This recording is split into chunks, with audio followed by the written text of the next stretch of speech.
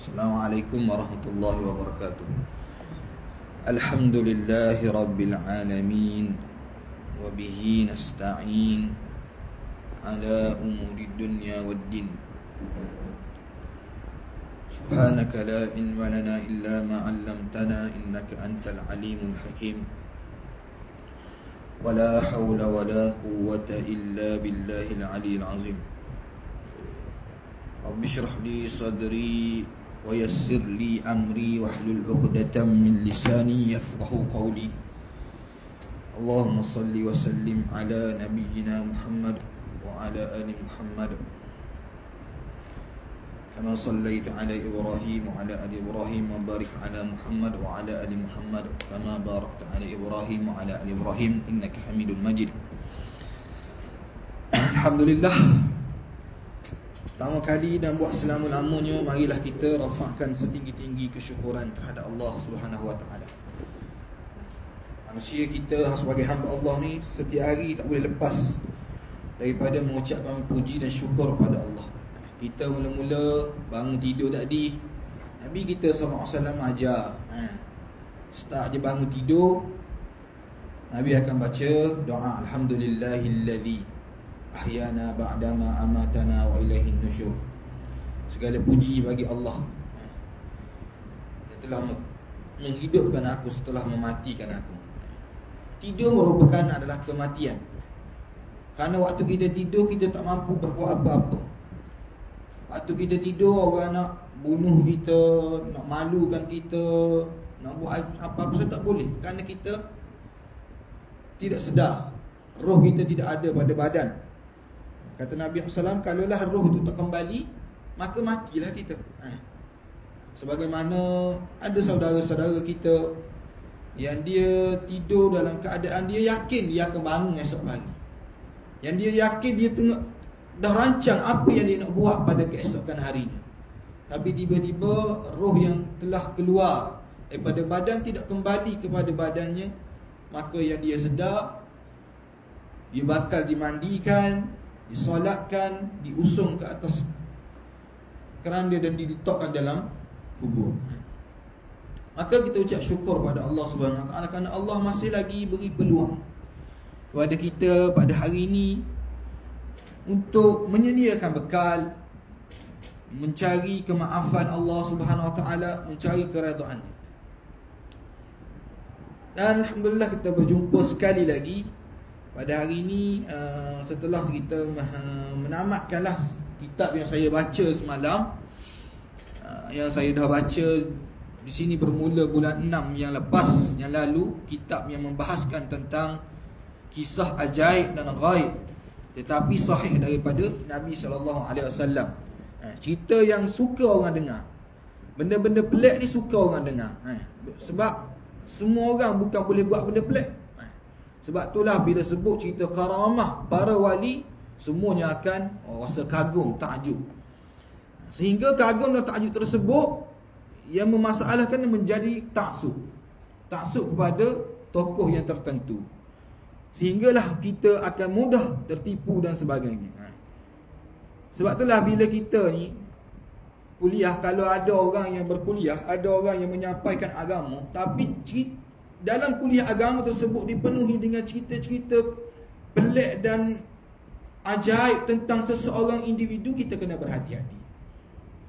Kerana Nabi SAW, walaupun Nabi SAW telah diizinkan oleh Allah mempunyaikan mukjizat, membelah bulan, tapi Nabi tidak pernah menjadikan modal tersebut dalam dakwah Nabi. Nabi tak ada pergi pada orang Madinah, orang Ansar, dia kata berimanlah kepada aku kerana aku telah belah bulan, yang mana manusia lain tak boleh belah bulan. Berimanlah kepada aku kerana batang kurma telah bercakap pada aku. Ini Nabi SAW tak sebut. Ini hanya cerita yang kita dengar untuk orang panggil meyakini bahawa ini Nabi kita SAW. Tapi nak beriman bukan dengan cerita-cerita pelik, bukan dengan cerita-cerita ajaib. Ada setengah orang, kamu di Indonesia lah, teruk sangat sampai ada cerita wali kutub yang terbaru ni. Dia kata bencana alam nak berlaku ataupun akan berlaku dengan izin wali kutub, bukan dengan izin Allah. Tapi dengan izin wali kutub. Lah kali tengok apa yang berlaku di Aceh. nampak hebat walimu sangat. Allah Ta'ala badaikan Aceh sampai menangis, minta tolong, tenggelam. Tuba masih ada lagi yang tak sedar diri. Kawan-kawan kami daripada NGO Dakwah Unlimited, pada mula-mula bencana, mereka pergi ke masjid untuk sampaikan bantuan. Ada di kalangan saya pun tak ingat NGO Dakwah Unlimited ataupun ustaz daripada Indonesia tu yang sebut. Dia kata ramai orang yang bila kena musibah tersebut berpusatlah ataupun panggil berlindung di satu masjid, di beberapa masjid yang tidak kena. Mungkin di luar daripada Aceh lah kot, sebab kata Aceh hampir keseluruhan. Bila time sembahyang Jumaat, kita mana bantuan apa semua dihantar situ. Bila time sembahyang Jumaat, diajak untuk sembahyang Jumaat sekali, dia tak sembahyang. Di saat Allah SWT telah uji dengan begitu dahsyat, Allah Ta'ala telah tunjukkan kekuasaan Allah, kehebatan Allah. Mereka sampai menagih-nagih bantuan daripada masyarakat awam, masyarakat luar. Tetapi mereka tak pernah meminta bantuan daripada Allah, tak pernah menyesali atas apa yang telah mereka lakukan. Ini ada musibah yang besar, kerana hati mereka telah mati. Kita kalau mati kerana musibah, hati kita hidup, Allah Ta'ala redha, kita selamat. Sakit kecil manis, sakit darah tinggi, mati, tak ada masalah. Tapi kalaulah dia tu sihat, tapi hati dia mati, ini ada masalah, satu problem yang besar. Begitu Allah Ta'ala turunkan azab, begitu Allah Ta'ala turun musibah yang dahsyat, yang dia rasa dia memang tak boleh lawan musibah tersebut. Bahkan dia menangis-nangis, merayu-rayu bantuan. Tiba-tiba Allah yang telah menurunkan azab itu, dan Allah sahaja yang boleh menyelesaikan masalah itu, tidak dia minta bantuan. Ini satu masalah yang besar yang melanda masyarakat kita. Kerana apa? Kerana Nabi kita SAW sebut, umat di akhir zaman ni sebab apa dia? Karahatul dunya, hubbud dunya wa qahratul maut. Cintakan dunia dan takutkan kematian. Maka pada hari ini insya-Allah, Allah panggil santai-santai, kita akan membahaskan tentang kematian. InsyaAllah saya rasa ada dah kot profesor di sini yang orang kuliah maghrib ajar kitab alam barzah kan. Betul. Tapi saya pun tak tahu nak bawa kitab ni, sebab saya pun mari jarang-jarang kan. Saya nak bincangkan orang panggil yang boleh kita habiskanlah pada hari ini. Perbincangan yang kita boleh habiskan pada hari ini.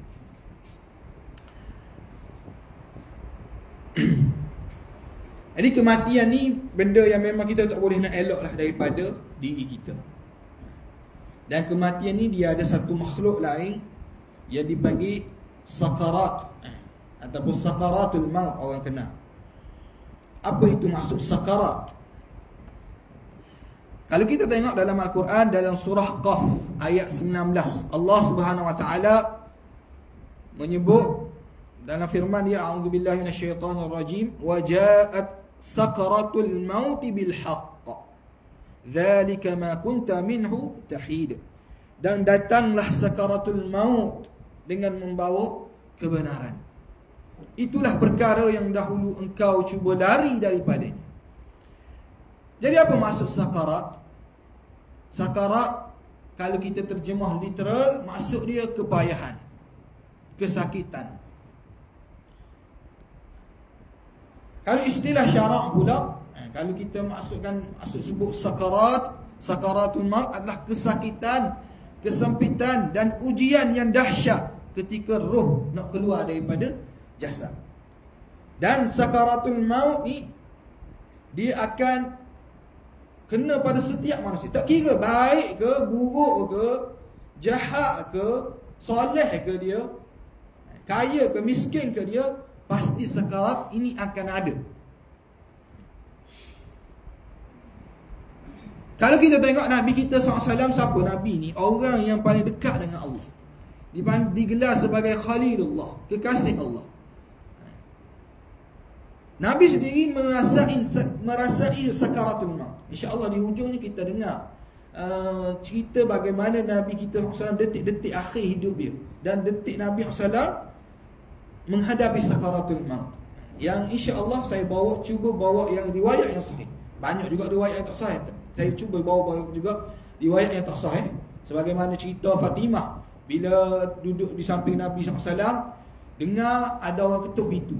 Bila Nabi Fatimah buka pintu, nampak malaikat maut ataupun lelaki yang berpakaian warna putih, yang muka dia begitu menyeramkan. Aisyah muka manusia, tapi Fatimah tengok tu dalam keadaan, tengok tu rasa takut, sejuk. Cerita ni masyhur, diceritakan dalam TikTok lah ustaz-ustaz kita. Cerita ni tak sahih daripada Nabi SAW, daripada riwayat-riwayat yang ada. Tapi cerita ni masyhur. Tak apa, lepas ni kita bahaskan. Kalau kita tengok Nabi kita insan yang mulia, Nabi sendiri dia mengalami sakarat. Kata Aisyah dalam hadis riwayat Al-Imam Bukhari, Aisyah kata, inna Rasulullah sallallahu alaihi wasallam kana baina yadayhi ruqwatun fiha ma faja'ala yudkhilu yadahu fil ma fayamsahu biha wajhahu wa yaqul la ilaha illallah inna lil mauti la sakarat. Aisyah kata Nabi kita sallallahu alaihi wasallam kata kana baina yadayhi ruqwatu fiha ma, di hadapannya ada bekas air. Lepas tu baginda masukkan tangannya ke dalam air lalu menyapu wajahnya sambil bersabda, sambil menahan sakit yang sangat ni. Nabi kata Nabi kita SAW dalam keadaan sakit tu pun Nabi beri lagi peringatan. Taklah orang panggil tak peduli ataupun duk fikir diri sendiri, tidak. Nabi cerita gapo yang Nabi boleh jadi manfaat untuk umat dalam keadaan yang begitu menyakitkan. Kata Nabi SAW, la ilaha illallah, tiada Tuhan selain Allah. Inna lil mauti la sakarat, sesungguhnya kematian itu mempunyai sakarat.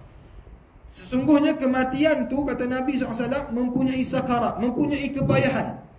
Siapa yang Nabi ia lalui ini? Nabi kita SAW. Nabi sendiri pun rasa payah apabila roh dia nak keluar.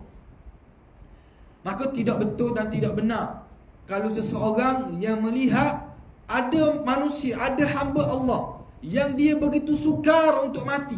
Kita pun rasa banyak dosa demo ni, nak mati pun payah. Ini adalah perkataan yang tidak sepatutnya kita sebut. Karena Nabi kita juga mengalami kesukaran. Kita tengok orang kafir, mudahnya dia ni mati.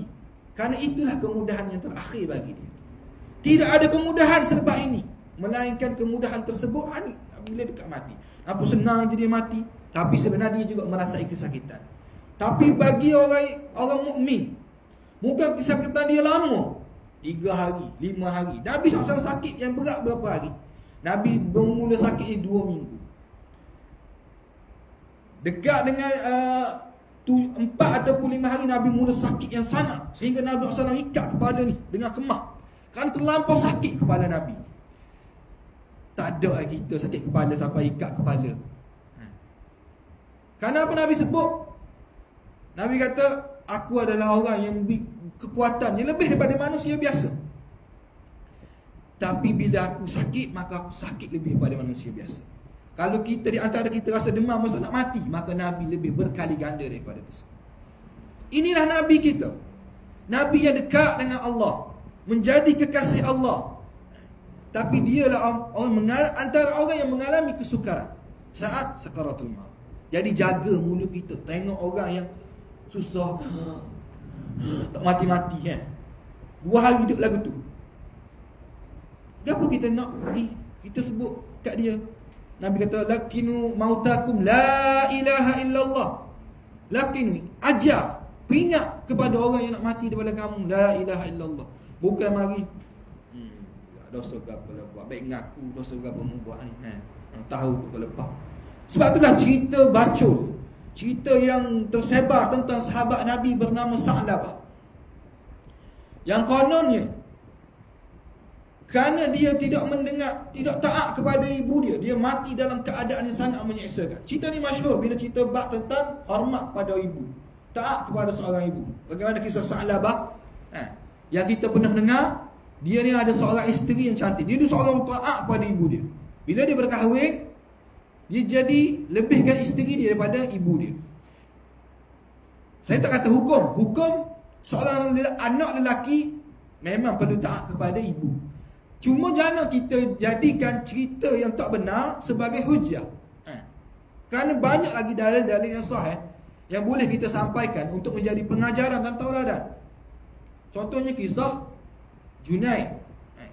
Kisah seorang lelaki salih yang berada sebelum pada zaman Nabi, yang datang sebelum pada zaman Nabi SAW, yakni daripada Bani Israel.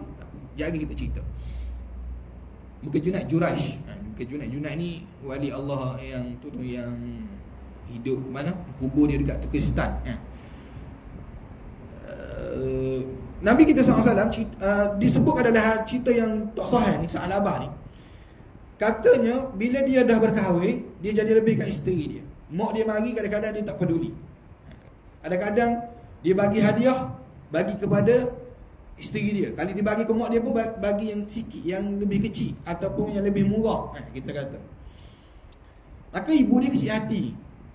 Seorang ibu kecil hati memanglah dia tak akan sebut biasanya. Dan seorang ibu yang baik, dia akan maafkan. Walaupun dia mungkin kecil hati, mungkin anak aku silap, mungkin sekali dua lah. Kalau berlaku sama tu mungkin tak juga. Sebab manusia ada batas, dia boleh bersabar.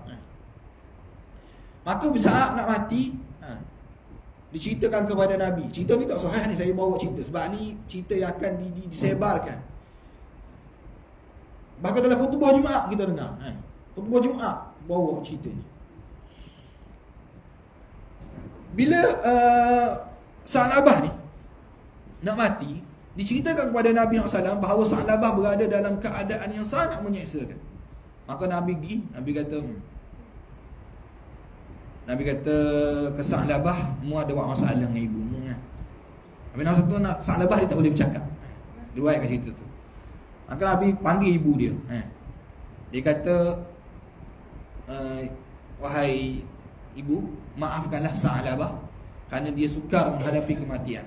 Maka ibu kata, aku tak akan maafkan Sa'labah. Nabi kata, kalau begitu kita ambil kayu api, kita bakarlah dia. Kita kena bakar. Seksa dia nyanyi dia, kena bakar dia. Cerita ni bermasalah. Satunya, agama tak pernah membakar manusia. Bahkan Nabi SAW sebut, sesungguhnya hanya Allah sahaja yang boleh membakar makhluknya. Ada Nabi tak benar. Kalaulah kata nak pegang, sekali nak guna api, tak boleh. Ada adab, ada etika, tak boleh guna api. Bahkan Nabi larang. Ni contohnya guna nak bakar semut ke, semua tak boleh guna api. Sebab hak api ni hanya Allah. Sehingga dalam Ali radhiyallahu anhu, Ali radhiyallahu anhu dalam berzama dia ada seorang nama lelaki Abdullah bin Sabah, yang dia ni orang panggil membawa fitnah, mengatakan Ali ni sebagai Tuhan. Ali ni sebagai Tuhan. Ali radhiyallahu anhu sakit hati sangat. Ali kata nak bakar dia. Mak, aku nak bakar sebab mulutmu ni bodoh sangat, buruk sangat. Maka apa kata Abdullah bin Sabah? Kan aku kata dah, dia Tuhan. Sebab Tuhan sahaja yang boleh membakar. Dia tahu pasal hadis Nabi. Ali ugut sahaja, Ali tak bakar sungguh pun. Tapi pandai Abdullah bin Sabah, dia nak rosakkan pemikiran masyarakat waktu tu, orang-orang awam, bukan kepada kalangan sahabat, yang menunjukkan bahawa Ali ni memang betul Tuhan. Itu tu punca jadi agama Syiah tu. Abdullah bin Sabah, pencetus dia. Maka bila ibu dia dengar nak dibakar, maka kata, aku maafkan Sa'labah. Maka Sa'labah mati. Cerita ni adalah cerita yang tak sahih. Kerana apa, kepayahan waktu mati ni kita tak boleh nak kata disebabkan dosa dia. Tak boleh. Sebab setiap orang akan mengalami. Cuma mungkin orang tu nampak sekejap, orang tu nampak lama. Dan sebab apa Allah Subhanahu Wa Taala bui berbeza-beza tu? Kita kena ingat hadis Nabi SAW sebut dalam hadis yang diriwayatkan oleh Imam Bukhari dan Muslim. Nabi kata, ma yusibul muslim min nasabin wala sabin wala hammin wala huznin hatta syawkati yushaquha illa kafarallahu biha min khatayah. Kata Nabi SAW, tidaklah seorang muslim ditimpa keletihan, min nasabin, keletihan, wala sabin, sakit, wala hammin, kesedihan, wala haznin, kesedihan, huznin, hatta syaukati, keresahan, bahkan duri yang menusuknya, melainkan Allah menghapuskan dosa-dosa. Jadi kita kena ingat, mungkin orang tu sakit nak mati terlampau lama, kerana Allah Subhanahu Wa Taala nak menghapuskan dosa dia. Supaya apa? Supaya dia kembali kepada Allah dalam keadaan darjat dia diangkat lebih tinggi. Semakin sikit dosa dia, semakin seksa dia nak menghadapi kematian, semakin banyak ujian dan cubaan yang dia dihadapi, maka semakin tinggilah darjat dia di sisi Allah. Kata Nabi SAW, tidak ada manusia yang lebih berat ujian melainkan para anbiya. Selepas itu mereka yang mengikuti para anbiya tersebut dan mereka-mereka yang mengikuti mereka. Jadi para nabi adalah orang yang paling banyak diuji. Jadi bila seseorang tu susah nak mati, kita sangka baik kita kepada Allah Subhanahu Wa Taala. Kita kata orang ini mudah-mudahan kesakitan yang dia hadapi adalah penyebab untuk dia diangkat tinggi di sisi Allah Jalla wa Ala. Sebab itulah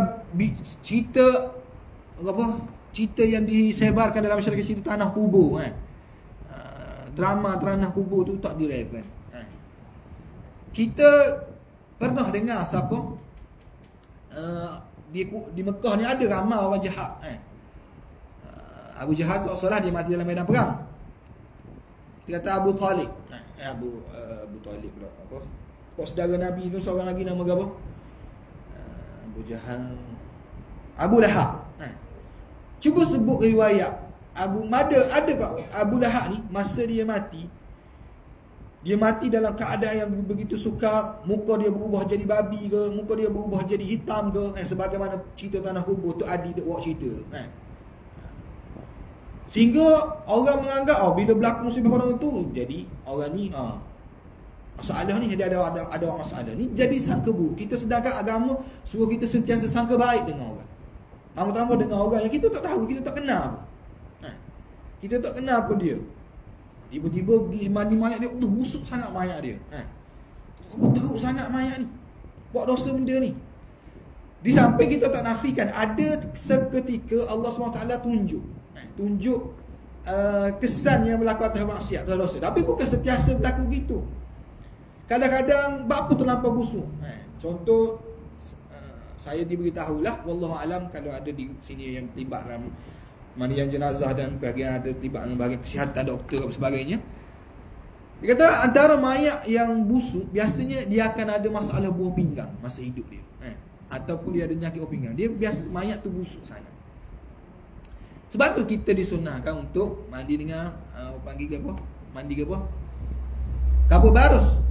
Untuk menghilangkan bau busuk tu. Dan kapur barus ni boleh digunakan je pada hari biasa, cuma Nabi SAW menggunakan kapur barus tu untuk mandi jenazah. Nabi sebagaimana Nabi sabdakan, bila dimandikan jenazah anak Nabi, yang mana satu aku tak ingat, Zainab, anak Nabi nama Zainab, Nabi pesan kepada tukang mandi, last kali kamu siram Zainab dengan air kapur barus, air wangian lah. Kalau contohlah tempat kita payah nak dapat kapur barus, carilah mana-mana air yang boleh menyebabkan mayat tu jadi wangi. Tapi bila kita duduk sentiasa guna kapur baru, orang dah anggap kapur baru, bau kapur baru, bau mayat ni, ada ngosek ke? Sebenarnya tak. Tujuan tu untuk menutup bau busuk mayat.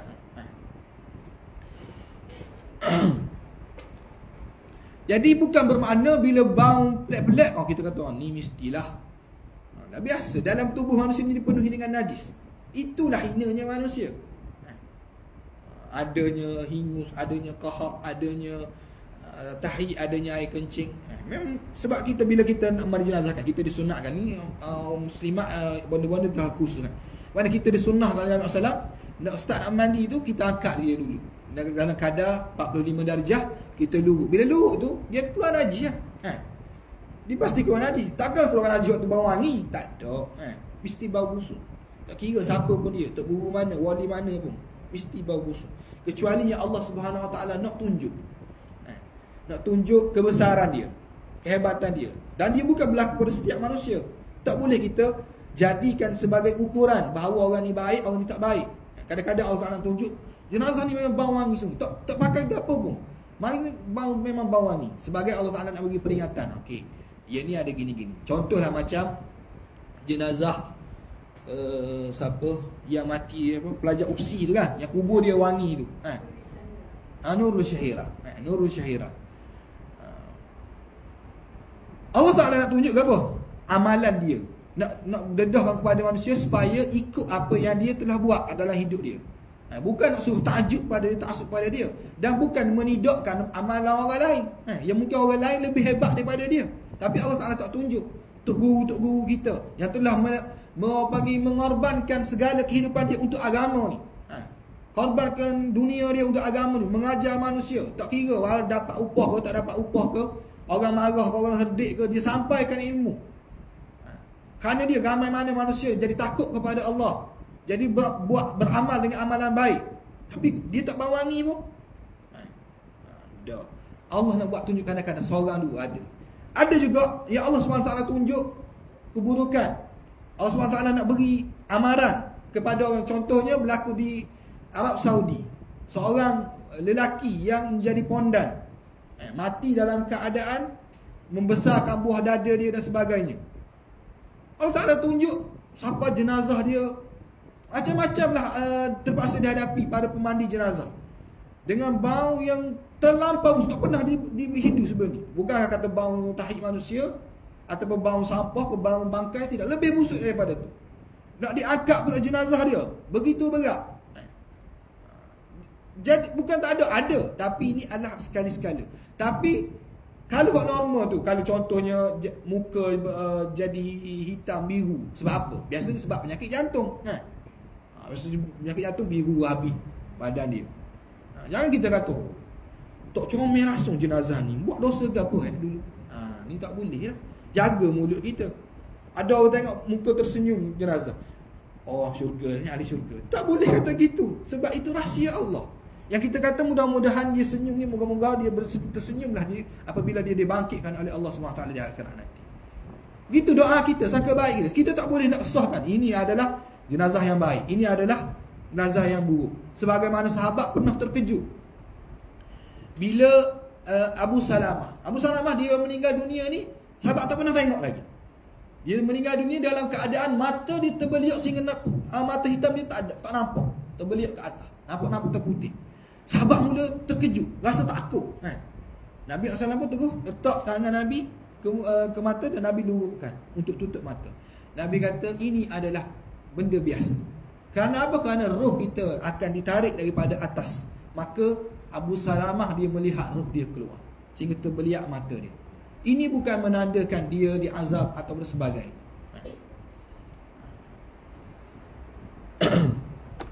Jadi itu cerita yang tak sahih tadi, yang kita kata cerita tentang Sa'labah, tentang azabnya nak menghadapi kematian. Sebenarnya cerita itu tak benar. Jadi bagaimana saat roh dicabut ni, bagaimana keadaan dia? Kalau kita tengok dalam hadis yang panjang,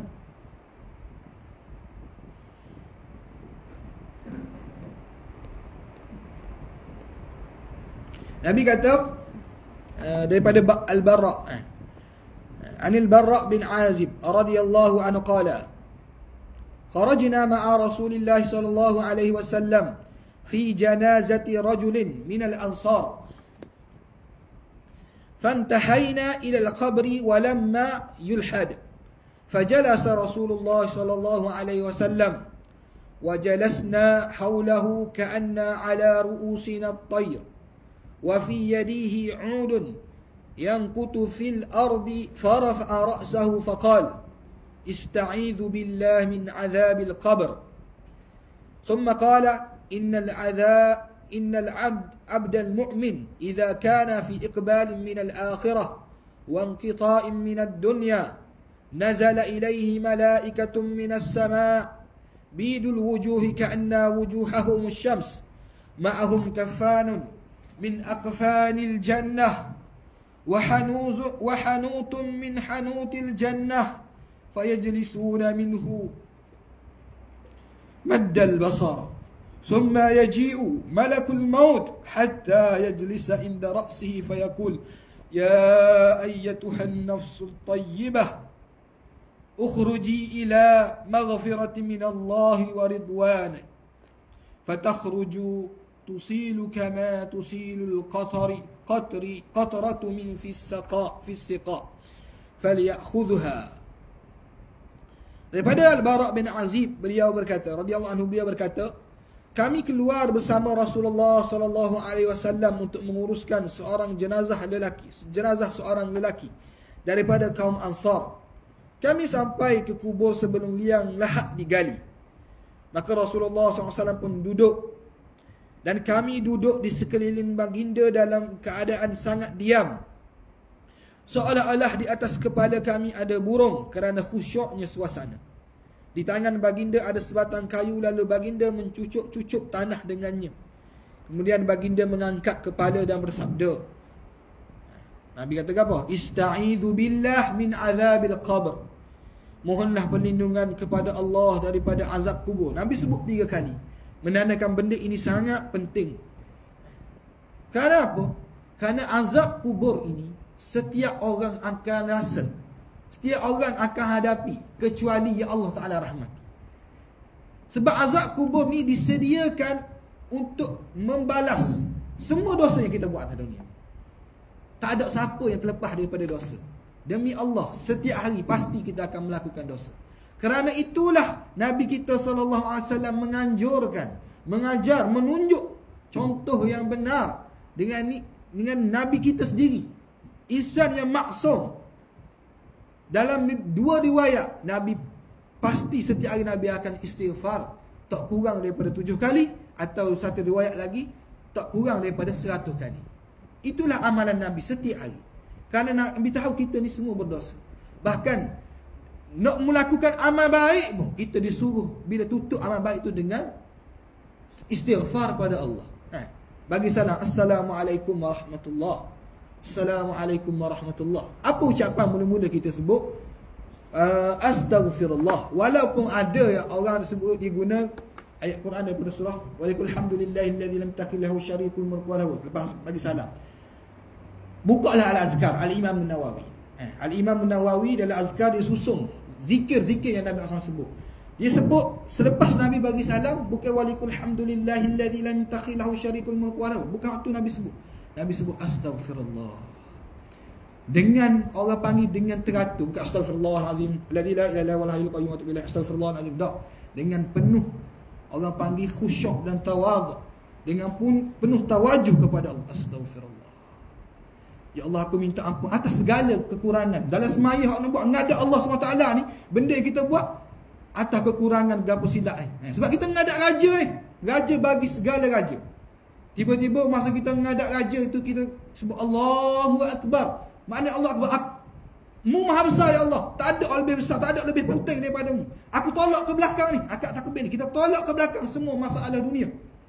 Berserah diri. Sebagaimana orang yang bila akad tangan cik, tak tangan serah. Tak boleh nak buat benda. Kita dapat Allah. Aku tak ada kuasa, langsung Allahu Akbar. Letak.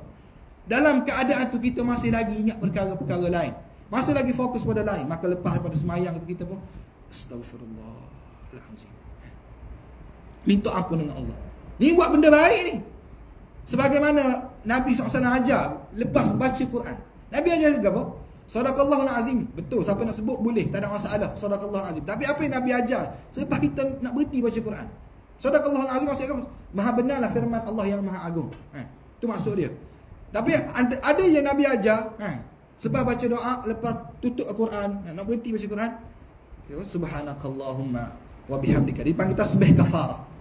Tasbih yakni menyucikan Allah, menyucikan kafar. Tasbih kafar menyucikan segala kesilapan dan kesalahan yang kita buat. Sebab masa baca Quran kita mungkin baca kerana nak tunjuk ke orang.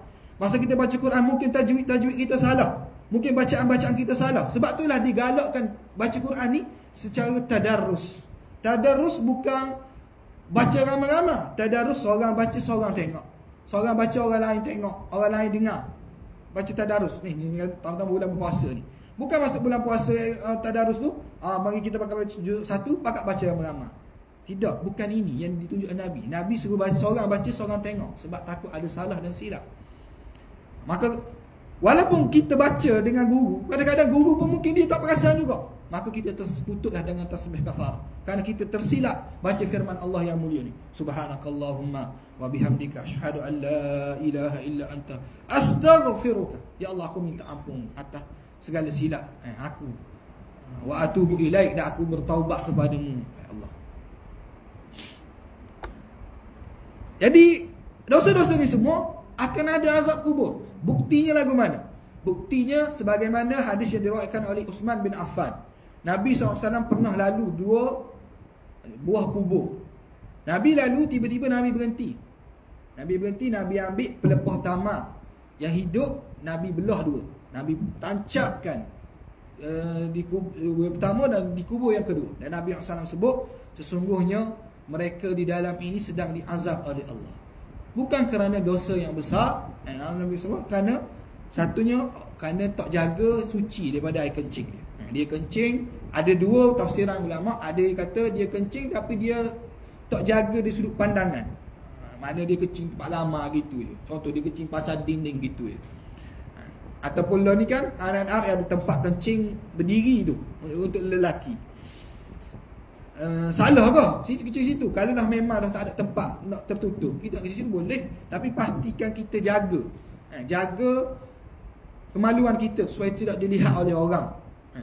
Kalau contoh ada 4 tempat kencing berdiri tu, anda semua penuh, ada 4, ada orang kencing di sini, maka kita cari jarakkan supaya dia tak boleh nak itahak kita, kita tak boleh nak itahak dia. Bagi jangan pandang remeh lah benda tu. Mesti nak tengok, ya Allah, tak sunat contoh dia. Tak perlu lah. Jangan pandang remeh, sebab dia boleh menjadikan azab kubur. Ada pandangan tafsiran yang kedua, dia basuh kencing tak cuci. Susah ke basuh kencing nak suruh cuci? Tak susah pun. Cuma masalahnya dia basuh gitu, lepas tu dia bangun, mungkin air kencing tu menitis ke, ataupun dia sembur dengan paip tu, sehingga air kencing tadi sepatutnya basuh molek, bila air laju dia pun mengecik air kencing tu dekat peha ke, betis ke, walaupun sikit. Dia anggap benda tu remeh, kecil, tapi itu boleh menyebabkan azab kubur. Yang kedua adalah orang yang mengadu domba. Kata Nabi SAW, kubur yang kedua ni kerana dia suka mengadu domba, suka menyebabkan orang jadi bala. Pergi kepada si A kata si B kata macam-macam, pergi kepada si B, si A kata macam-macam. Dan kali A dengan B tak bertegur siapa. Ni dosa yang besar. Tapi apa Nabi sebut 2 ni, Nabi nak bagi tahu sekecil-kecil dosa pasti akan ada azab kubur. Bukan 2 ni je kena azab kubur. Nabi sebut pasal air kencing tadi, dan juga pasal dosa besar hak mengadu domba ni, kesemuanya ni akan kena azab kubur. Apatah lagi dosa-dosa lain yang mengumpat orang. Kadang-kadang kata kat orang, sindir-sindir orang dengan perkataan yang tak sepatutnya. Sumpah perkataan buruk yang kita guna. Yang kita kata, biasa ustaz, kita orang Terengganu, biasa natang bodoh ni kan. Tu perkataan tu orang Terengganu, tapi orang Islam tak sebut gitu. Saya ingat pak saudara saya rahimahullah taala dah meninggal dunia. Dia pernah dengar lah ceramah seorang ustaz, dia panggil popular lah ustaz tu, ustaz tu terkenal. Tapi ustaz ni bila dia ceramah, tak lepas mulut dia bodoh, bengong Siapa dia tutup telinga anak dia. Dia kata, aku jaga anak aku, tak ambil bagi sebut benda ni. Anak aku sebab kerotan. Tiba-tiba anak aku pandai sebut ni sebab dengan kuliah agama. Tak sepatutnya seorang ustaz yang mengajar manusia, mengajak manusia pada buat perkara baik, tapi dia sebut perkataan-perkataan kotor dan jijik begini. Tak kira lah atas kita biasa orang Terengganu memang cakap gini. Orang Terengganu, orang Islam tak cakap gitu. Qaulan layyinan, kata Allah SWT kepada Nabi Musa bila nak berjumpa dengan Firaun. Firaun ni bapak jahat kan. Tapi kataan yang digunakan Allah Taala kata qaulan layyinan, kataan yang lembut. Tiba-tiba kita atas rasa biasa orang Terengganu kan biasa gini Ittaqillah, bertakwalah kepada Allah. Kemudian baginda bersabda, sesungguhnya seorang hamba yang beriman, orang yang beriman, mudah-mudahan kita, apabila dia sedang menuju ke akhirat dan berpisah daripada dunia, maka akan turun kepadanya para malaikat dari langit yang berwajah putih berseri, seolah-olah wajah mereka seperti matahari. Bersama mereka ada kain kafan daripada kain kafan syurga, dan wangian daripada wangian syurga. Mereka duduk sejauh pandangan mata.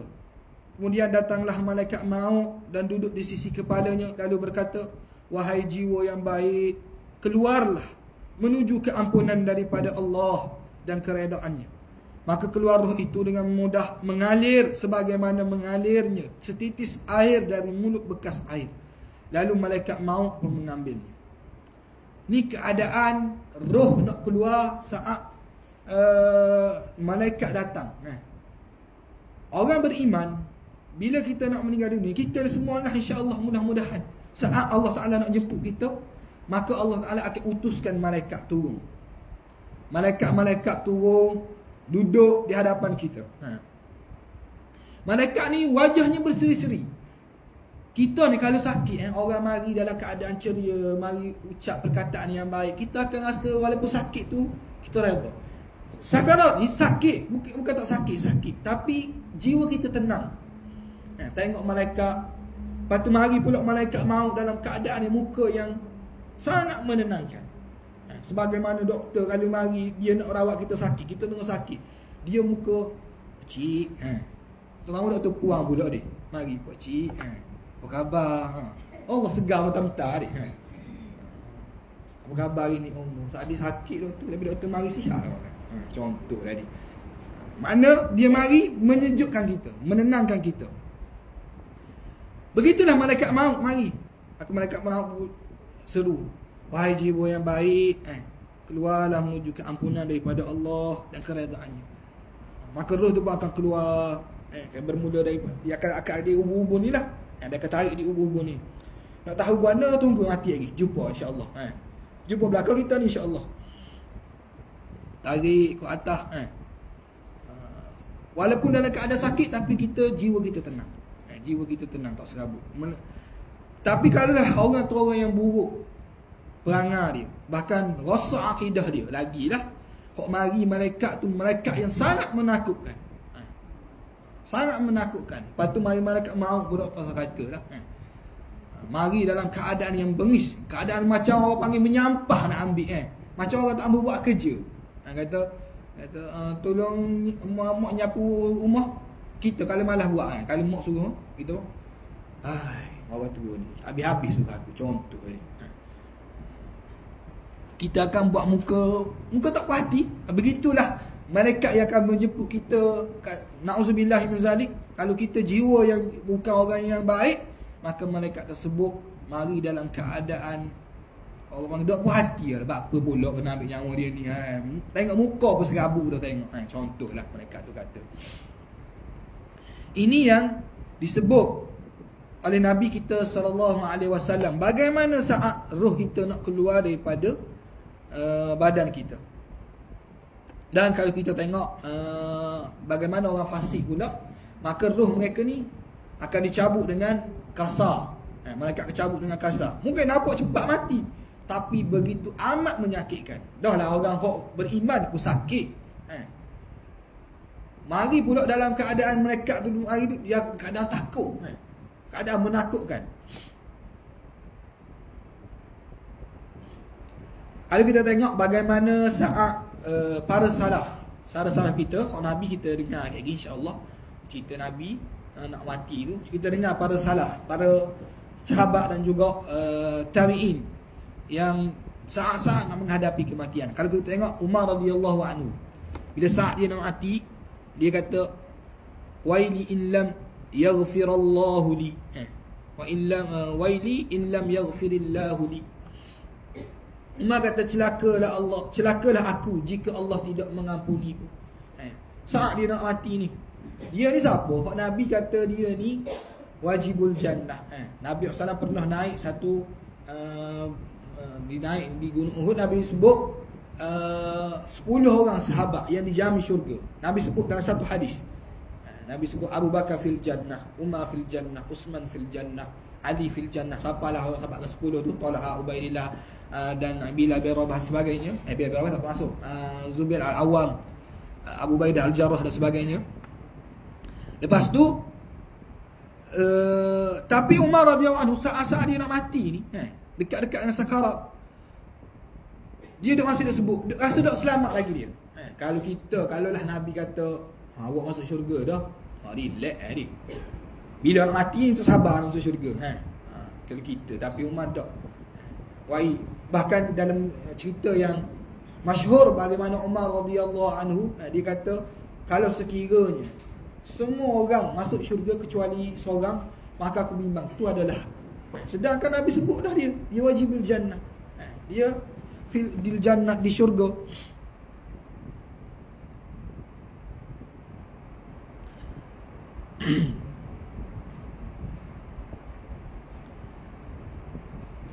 Tangisan lepas tu Uthman. Tengok Uthman bin Affan. Uthman bin Affan ni terkenal lah seorang yang begitu takut kepada kubur. Dia kalau pergi kubur pasti dia akan menangis. Nah, menangis dia tu lagi dahsyat. Begitu dahsyat sehingga janggut dia tu basah. Keluar air mata macam budak menangis. Ni para sahabat takut kepada Allah. Kita mungkinlah kalau bini kita meninggal ke, suami kita meninggal ke, anak-anak kita meninggal ke, ataupun projek kita tak berjaya ke, perniagaan kita gagal, mungkin kita boleh menangis. Tapi kita nak tanya diri kita, masing-masing jawab sendirilah. Saya jawab diri saya, ayah-ayah jawab diri ayah-ayah, ibu-ibu jawab diri ibu-ibu. Pernah tak air mata kita mengalir kerana kita mikir, ya Allah, aku ni umur dah lanjut, tak kira lah muda ke tua. Macam saya ni umur 33 lah kot tahun depan. Ya ke tak? Maknanya kalaulah sebagaimana Nabi sebut, umur aku ni tak lebih daripada 60, di antara 60 hingga 70. Maknanya kalaulah umur 60 saya tak ada, mana tak sampai separuh lagi umur saya tinggal. Kejap aje, pejam-celik. Maknanya kita boleh buat anggaran berapa tahun lagi kita boleh hidup. Itu pun belum tentu. Kerana Nabi SAW bagi tahu di akhir zaman para pemudanya akan mati begitu ramai, sehingga yang kekal dekat-dekat dengan hari akhir ni ramai di kalangan orang tua. Sebab apa? Sebab orang muda mati awal. Dan Allah Ta'ala jadikan asbab. Apa mati awal? Pertama sekali adanya kereta. Belum bawa kereta apa kereta. Adanya motor, congek motor. Adanya makanan-makanan yang tidak sihat, pengawet dan sebagainya. Itu menjadi asbab kepada kematian. Ini membuktikan benarnya kata Nabi SAW bahawa akan ramai para pemuda yang meninggal dunia. Umur 20 dulu kita tak dengar sakit jantung umur 20. Kena serangan jantung, sakit jantung tu mungkin ada daripada baby. Tapi kena serangan jantung ni kita tak dengar dulu. Umur 20, umur belah-belah. Sekarang dah ada. Kita tak pernah fikir bahawa seorang budak boleh kena kencing mani. Sekarang dah ada. Apa? Budaya minum air gas setiap hari. Budaya makanan-makanan tak sihat setiap hari. Dan ini membenarkan perkataan Nabi SAW berlaku. Kalau Nabi sebut tu, kita tak boleh nak elak, memang berlaku. Jadi kata perawi, kana idza waqafa ala qabri baka. Bila Uthman bin Affan bila berhenti dekat satu kuburan, dia akan berkata, innal qabra awwala munzil. Bila dia menangis, orang bertanya dia, wahai Uthman, sesungguhnya engkau ada sahabat Nabi yang telah dijamin syurga oleh Allah Subhanahu Wa Taala. Tapi kenapa bila kami tengok, bila cerita tentang syurga dan neraka, kami tak nampak kamu menangis sampai begitu dahsyat ni. Nangis juga kita dengan syurga dengan neraka. Tidur siap. Tidur siap kita. Kadang-kadang semakin orang panggil seram cerita tu, semakin kuat kita pula kita deku. Oh betul. Contoh tadi. Sebab kita tak ada orang panggil roh. Dia bukan masalah penyampaian. Penyampaian tu nombor 2. Masalah kita sendiri. Bagaimana bila kita dengar tentang azab Allah, tentang nikmat Allah, bagaimana respon kita.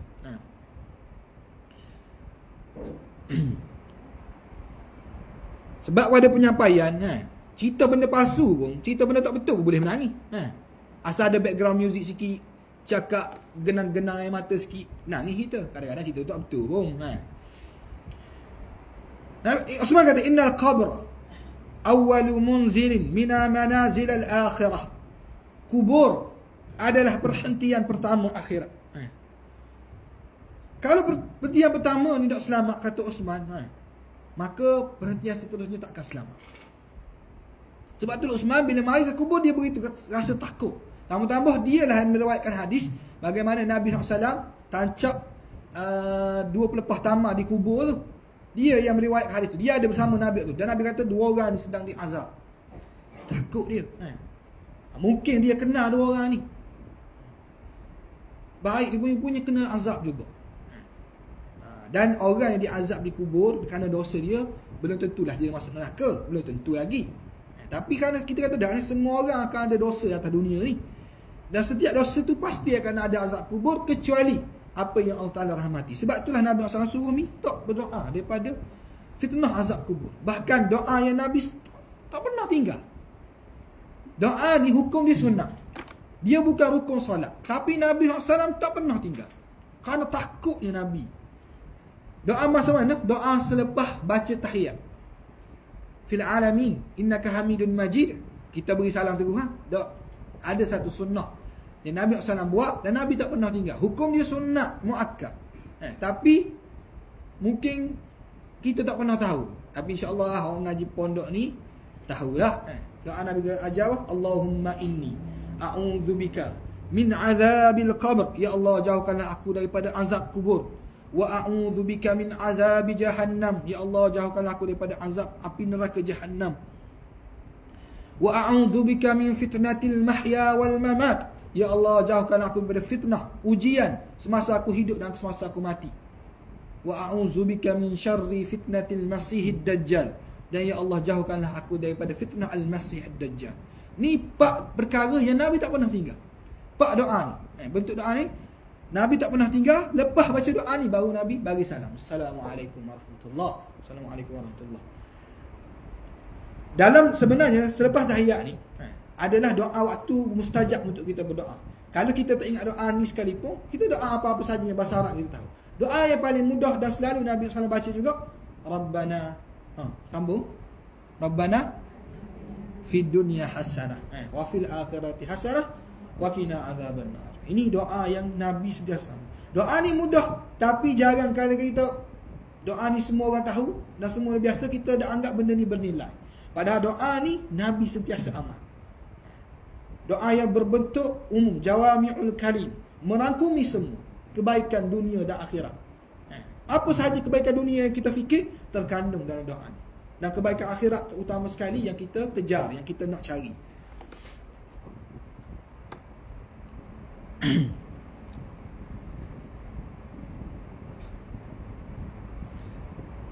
Lepas tu kisah yang keempat, Abu Darda radhiyallahu anhu. Bagaimana Abu Darda saat dia nak mati ni, dia sebut, innama akhafu sa'ata yaqulu Allahu li izhab ila an-nar. Dekat-dekat dengan saat sakarat dia ni, dia kata, sungguh aku takut sekiranya Allah Subhanahu Wa Taala kata kepada aku, satu saat Allah Taala kata kepada aku, izhab ila an-nar, pergi ke dalam neraka Allah. Allah, itu adalah satu kegagalan yang sangat menakutkan. Kerana Allah Subhanahu Wa Taala isytiharkan neraka buat kita. Na'udzubillahi min zalik. Kata Al-Hasan Al-Basri. Hasan Al-Basri ni anak murid kepada sahabat tabi'in yang terkenal. Biasa kita dengar kisah dia. Hasan Al-Basri berdialog dengan Rabi'atul Adawiyah. Kisah ni banyak tambahan. Bahagian kita bahagian nak comel cerita banyak tambahan lah. Cuma saya tak nak sebut benda tu. Tapi jadi Hasan Al-Basri ni tabi'in yang terkenal. Kebanyakan orang kenal Hasan Al-Basri ni, anak murid kepada sahabat. Antara anak murid kepada Aisyah radhiyallahu anha, isteri Nabi SAW. Dia kata, ya ibn Adam, innama anta ayyam, kullama dhahaba yawmun dhahaba ba'duka. Wahai anak Adam, sungguhnya engkau hanyalah kumpulan hari. Setiap kali berlalu satu hari, maknanya setiap hari pasti kita akan dengar ada manusia yang akan balik semula kepada Allah Subhanahu Wa Taala. Kita hanya memenuhi episod yang tinggal ini sahaja. Berapa episod kita ada? Wallahu a'lam. Berapa episod kita? Tak pernah siapa tahu. Hatta orang yang nak digantung, dia tak digantung, dia tak tahu. Walaupun dia tahu tarikh dia nak kena gantung, belum tentu waktu tu dia mati. Ada kes yang berjalan nak ke tali gantung, tiba-tiba dia rebah, kena serangan jantung, dah mati waktu tu. Tak kena gantung pun. Jadi ini adalah rahsia Allah Subhanahu Wa Taala. Setiap hari kita pasti akan dengar ada manusia yang pergi meninggalkan kita, sama ada kita tahu ataupun tidak. Tapi yakin dan percayalah, di atas muka bumi ni setiap hari akan ada mereka-mereka yang kembali kepada Allah melalui sebahagian dari dirimu.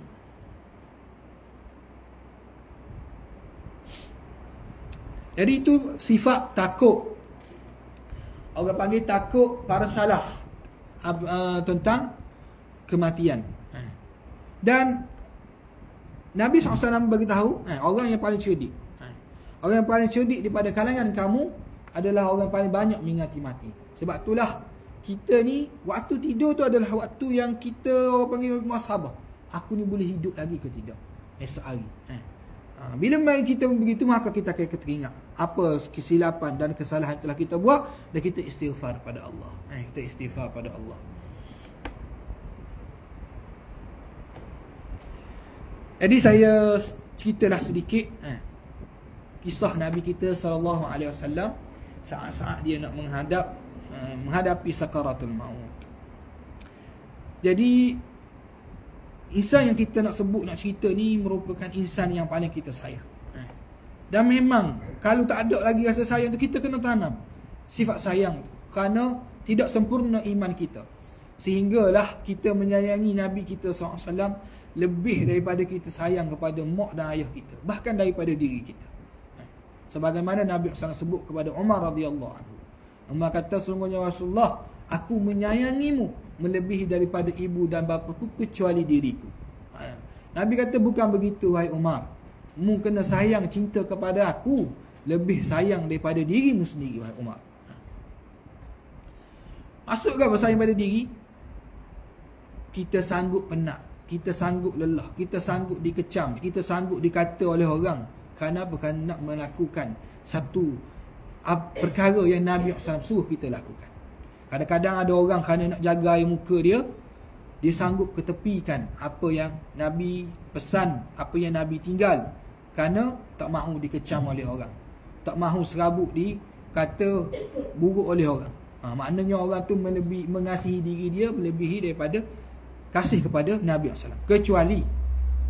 Kecuali bila perkara tersebut akan membahayakan kita, tu tak apa, kita tahu riah, sebagaimana yang telah dibuat oleh Ammar bin Yasir.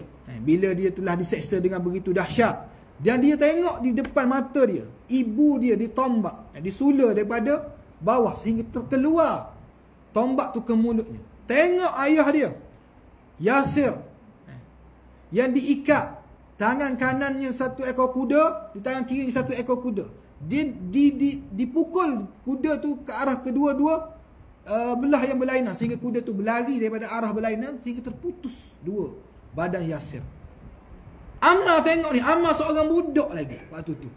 Begitu orang panggil tragis, bagaimana melihat ibu bapa sendiri mati begitu dahsyat, dan dia sendiri pun diseksa, sehingga dia kata, wahai Ammar, adakah nak kembali kepada agama nenek moyang kamu setelah kamu lihat apa yang berlaku kepada ayah dan ibu kamu, ataupun kamu masih lagi sanggup bersama dengan agama Muhammad?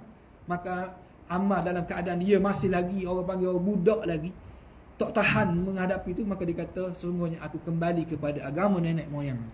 Kerana tak tahan. Lepas tu dia pengsan, sakit. Bila dia sedar, dia dilepaskan, dia kembali kepada Nabi SAW, menangis teresok-esok. Wahai Rasulullah, sucikanlah, maafkan aku. Adakah aku ni akan diampunkan oleh Allah? Kerana aku telah mengatakan perkataan yang berat, yang aku mengatakan, aku telah isytihar bahawa aku kembali kepada agama nenek moyang kami. Sesungguhnya aku tidak pernah meredainya. Kata Nabi SAW, sungguhnya Allah Subhanahu Wa Taala mengira apa yang ada dalam hati.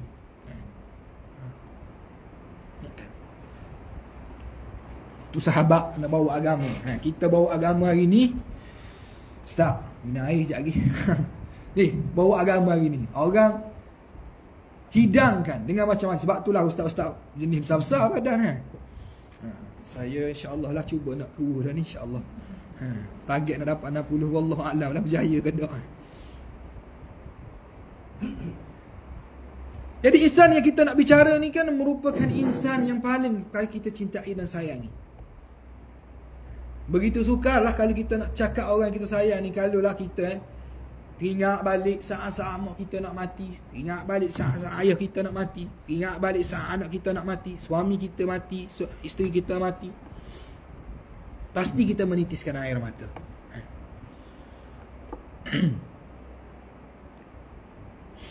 Jadi Nabi kita SAW ni, sebagaimana kita tahu, dia seorang insan yang biasa.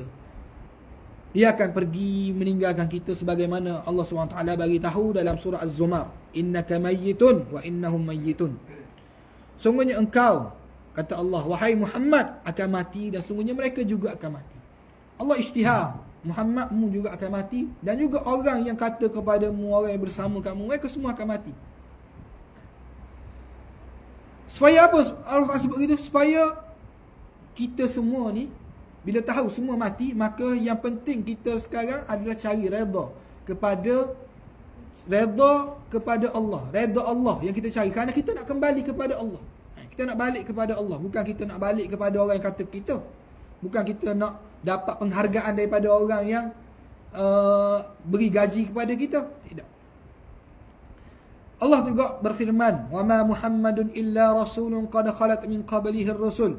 Afa in mata aw qutila anqalabtum ala aqabikum wa man yanqalib ala aqibai falan yadurrallaha syai'a wa sayajzillahu asy-syakirin." Dan Muhammad itu tidak lain hanya seorang rasul. Sungguh telah berlalu sebelumnya beberapa orang rasul. Maka apakah jika dia wafat atau dibunuh, kamu akan berpaling ke belakang, yakni murtad. Dan sesiapa yang berpaling ke belakang, maka dia tidak akan mendatangkan sebarang mudarat kepada Allah sedikit pun. Dan Allah akan memberi balasan kepada orang-orang yang bersyukur. Dan Allah SWT sebut dalam ayat yang biasa kita dengar, kullu nafsin za'iqatul maut. Setiap jiwa pasti akan merasai kematian. Fa idza jaa ajaluhum la yastakhiruna sa'ah wa la yastaqdimun, kata Allah. Fa idza jaa, apabila datangnya kematian tersebut, fa idza jaa ajaluhum la yastakhiruna sa'ah, Allah tak akan lewatkan walaupun satu saat. Wa la yastaqdimun, dan Allah tak akan perawalkan walaupun satu saat. Jadi Nabi kita SAW, sebagaimana kita tahu, telah hidup selama berapa tahun Nabi hidup? 63 tahun. Alhamdulillah. 63 tahun. Berada di Madinah, berada di Mekah selama 53 tahun. 40 tahun sebelum menjadi Nabi, 13 tahun sewaktu menjadi Nabi, dan 10 tahun berada di Madinah. Nabi SAW dia mula merasa kesakitan ni berpunca pada tahun 7 Hijrah lagi. Allah SWT uji Nabi ni bermula 7 Hijrah. Nabi SAW meninggal pada 10 Hijrah. Tapi sakit Nabi tu Nabi dapat rasa dah pada 7 Hijrah. Berpunca daripada apa? Berpunca Nabi SAW diracun di Khaybar. Bila berlaku perang Khaybar, bila selesai perang tu pada 7 Hijrah, Nabi dijemput oleh seorang wanita Yahudi untuk makan, dipanggil, nak kata apa bukan kari. Zaman Nabi tak ada kari, panggil kuah kambing lah, gulai lah kita kata, lebih kurang.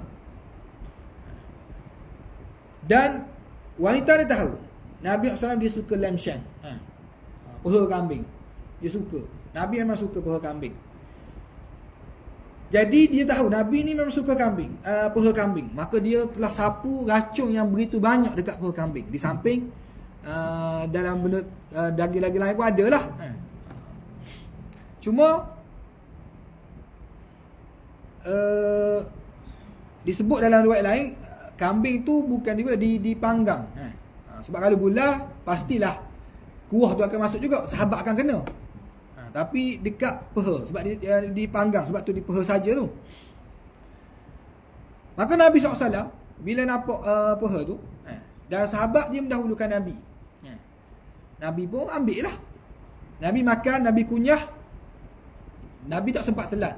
Tiba-tiba daging tu bercakap. Ni nak menunjukkan bahawa satu, Nabi SAW tak tahu benda gaib. Kalau Nabi tahu benda gaib, Nabi tak ambil dulu lagi peha tu. Dan Nabi juga seorang manusia biasa yang boleh diracun. Allah SWT tunjuk kepada kita bahawa Nabi sakitnya sakit biasa, bahkan lebih teruk daripada manusia biasa. Maka Nabi SAW bila kunyah-kunyah tiba-tiba tu bercakap, wahai Rasulullah, sesungguhnya pada diri aku ni terdapat racun. Maka Nabi pun buang. Nabi sebut kepada sahabat berhenti. Nabi sebut kepada sahabat berhenti pada makan. Maka semuanya berhenti. Nabi kata irfa'u aydiyakum fa innaha akhbaratni annaha masmumah. Angkatlah tangan-tangan kalian, sesungguhnya daging ini telah memberitahuku bahawa ia beracun. Maknanya waktu tu Nabi seorang yang dengar daripada daging tersebut. Sahabat tak dengar. Jadi situlah berpunca Nabi mula sakit. Cuma Allah Subhanahu Wa Taala sakit pun tak jadikan sakit tu sakit yang teruk. Tapi Nabi dah mula merasa sakit waktu tu, tak selesa badan dia. Maknanya Nabi mengalami kesakitan tu daripada 7 Hijrah selama 3 tahun.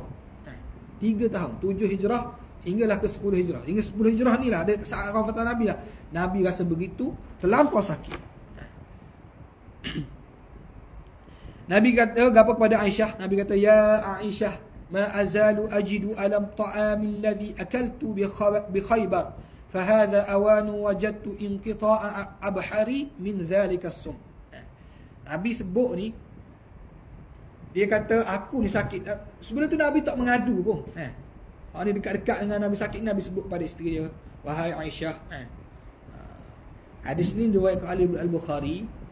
Kalau kita tahu bahawa Nabi SAW bila dia bercakap dengan isteri dia ni, dia menggunakan gelaran. Gelaran Aisyah biasanya Nabi guna Humairah, pipi yang kemerah-merahan. Tapi perawi hadis dia nak jaga kemuliaan, nama sahabiah. Dia tak gunalah bahasa romantik. Sebagai kalau kita tengok baca hadis kan, kadang-kadang Nabi sebut ya Aisyah, ataupun isteri Aisyah sebut pada Nabi ya Rasulullah. Tapi kalau kita faham bahawa dalam hubungan rumah tangga, Aisyah mestilah tak akan guna wahai Rasulullah, dia guna wahai abangku, romantik. Tapi perawi dia nak jaga kemuliaan Nabi SAW. Dia tukar bahasa tu. Aku masih merasakan kesakitan. Kata Nabi, ma azalu ajidu alam ta'amil ladhi akaltu bi Khaybar. Aku masih merasakan kesakitan akibat makanan yang aku makan di Khaybar. Maknanya memang betul Nabi SAW masih rasa daripada 7 Hijrah hari. Tapi Nabi tak pernah sebut, tak pernah mengadu.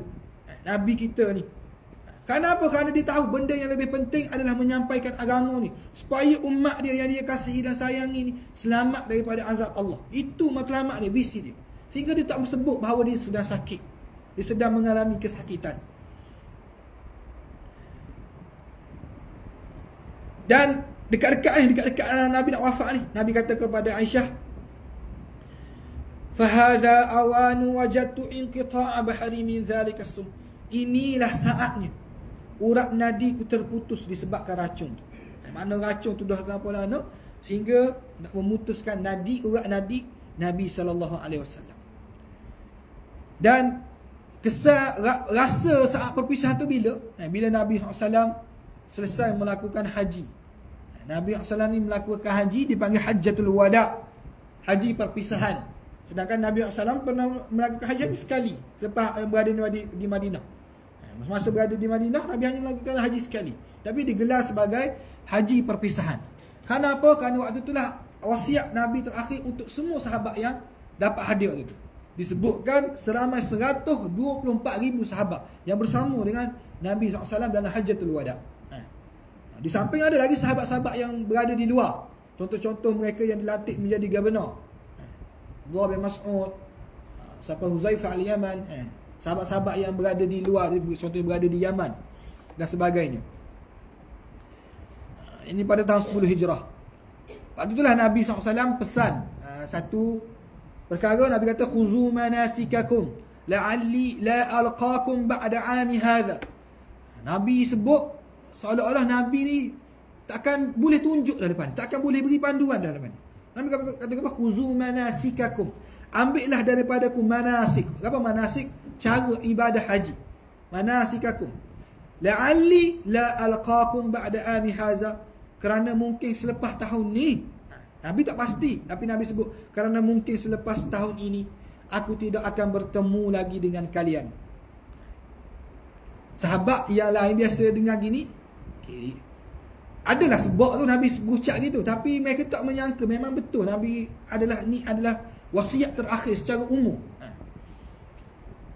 Lepas tu, lepas daripada Hajjatul Wada' ni, Allah SWT turunkan firman sebagai tanda dah sebenarnya, tapi hanya diketahui oleh Abu Bakar dan sepupu Nabi yang didoakan oleh Nabi dengan Allahumma orang tak ingat doa tu. Sekejap, kalau ingat saya sebut. Abbas bin Abdul Muttalib. Abbas bukan, Abdullah bin Abbas. Abdullah bin Abbas, sepupu Nabi. Ini seorang budak yang Nabi doa. Tak ingat apa budak mari. Ta'wil. Dalam surah Al-Fath, Allah Ta'ala bagi tahu, "Idza jaa nasrullahi wal fath wa ra'aitan nasa yadkhuluna fi dinillahi afwaja fasabbih bihamdi rabbika wastaghfir innahu kana tawwaba." Ini isyarat sebenarnya Allah SWT nak bagi tahu bahawa ini adalah saat perpisahan dengan Nabi kalian. Ayat ni Allah sebut idza jaa nasrullah, apabila datang pertolongan Allah dan pembukaan, wal fath, mana orang mula masuk Islam. Wa ra'aitan nas, maka wa ra'aitan, makmu akan tengok manusia yadkhuluna fi dinillahi afwaja, akan berlumba-lumba masuk ke agama Allah Subhanahu wa taala. Siapa yang dengar ni? Abu Bakar radhiyallahu anhu, bila dia dengar ayat ni, Abu Bakar menangis. Sahabat lain pelik. Oh, pelik Abu Bakar dengar ayat ni pun menangis. Patutnya bergembira lah, sebab ini adalah ayat menunjukkan kemenangan Islam. Maknanya Allah Ta'ala telah terbuka sepenuhnya agama ni, maknanya telah komplit, telah sempurna. Maka Abu Bakar tahu, bila telah sempurna agama ni, maka saat itulah Nabi kita SAW akan dijemput oleh Allah Subhanahu wa Ta'ala. Dan lepas daripada ni lah, daripada Hajjatul Wada' ni lah, Nabi SAW banyak sebut dalam rukuk dan sujud. Kita kena ingat dah, dalam rukuk dan sujud ni, kita dah ingat Subhana Rabbiyal Azim wa bihamdih. Itu sahaja yang kita baca. Tapi ada banyak versi yang Nabi baca. Ada Nabi baca Subuhun, Kudusun, Rabbul Malaikatu Warruh. Nabi baca dalam rukuk, dalam sujud. Dan bila selesai daripada Hajjatul Wada' ni, waktu tu Nabi tukar versi lain, doa rukuk dan sujud dia. Nabi tak baca Subhana Rabbil Azim, baca, tapi Nabi perbanyakkan doa ni. Apa? Subhanakallahumma wa bihamdika Allahumma ighfirli. Nabi baca dalam rukuk, baca dalam sujud. Jadi kita pun boleh baca Subhanakallahumma. Sekali-sekala kita nak rasa feel.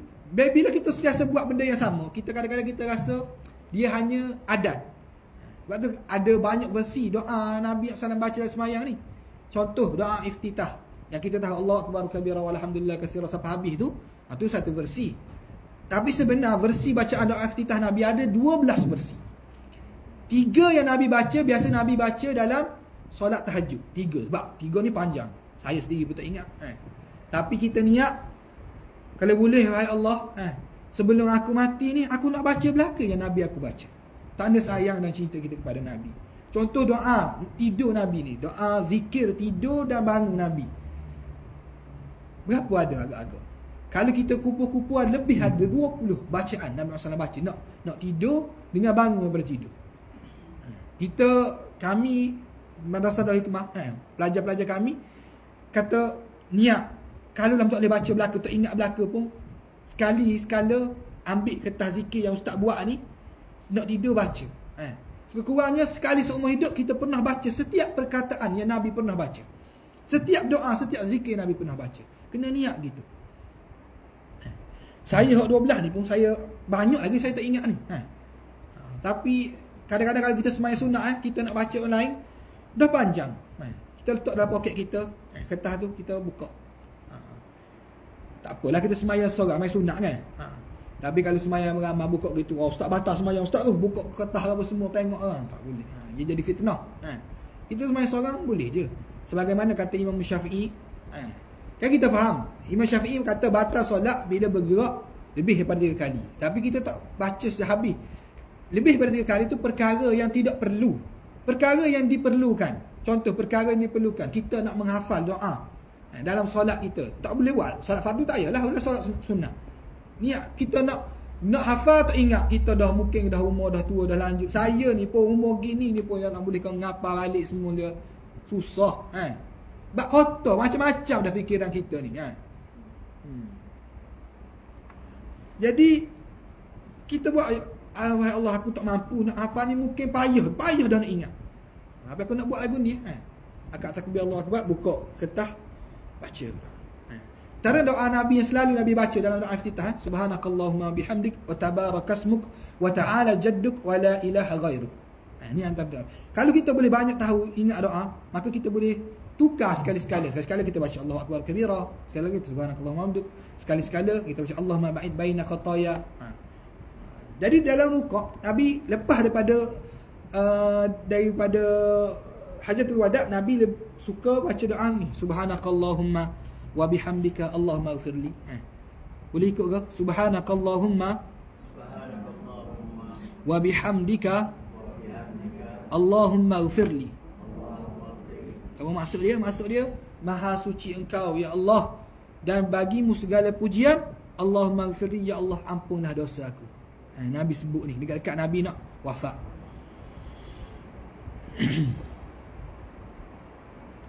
Bila masuk dekat hajatul dekat dengan bulan Safar, sebelum masuk Rabiul Awal ataupun awal Rabiul Awal, Nabi SAW ni pergi ziarah kubur Uhud, seolah-olah Nabi nak ucap salam perpisahan. Jadi Nabi kita SAW ni, dia pergi ke kubur Uhud ni bukan setiap tahun. Dan dia pergi kubur Uhud ni dekat-dekat dengan dia nak meninggal dunia, di kubur Uhud. Dan di perkuburan Bani Gharqa. Kalau Nabi biasa pergi kubur ni, kubur Baqi' lah, dekat dengan rumah Nabi. Tapi Nabi pergi kubur Uhud ni dekat-dekat dengan Nabi nak mati. Nabi pergi kubur Uhud. Seolah-olah Nabi macam, kan dalam doa kita nak masuk kubur tu kan, kita ada sebut wassalamualaikum ya ahlad diyar minal mu'minin wal muslimin sabiqunal awwalun wa ana insyaallah bikum lahikum. Wa ana insyaallah bikum lahikum. Mana Nabi nak bagi tahu, aku insyaallah akan mengikuti kalian. Mana Nabi nak bagi tahu kepada sahabat-sahabat dia, tak lama lagi aku akan pergi ikut kamu.